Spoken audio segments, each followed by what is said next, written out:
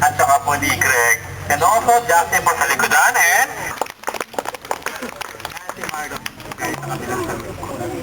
ikaw, will be Kuya Jessie po. So, sa mga children, yan yung kanilang way para malaman ang liwanag ng mga aina na pag marami daw tutubi na sumasayaw, bagyo. So kapag mas marami yung bilang ng tutubi, mas mataas ang malaki po yung volume ng sagsa sa upper part sa may ula para mag-perform or para sumayaw. So yun po yung kanilang belief dahil nag-relay yung mga aida or mga ida sa galaw ng mga ida or next performers. For our next performer, tangan po munang umusog ng konti mga kuya. Usog ng konti. Bigyan po natin ng stage.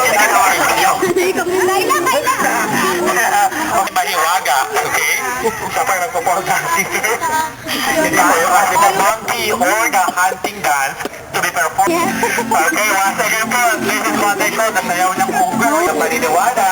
Isa raw po yung mga unggoy na magagaling mag-hunt ng kanilang pagkain inside. The God of Fly Dance. Sayaw po ng unggoy. Yung pong last naman is what they call the sayaw ng bayani o ingat po kayo.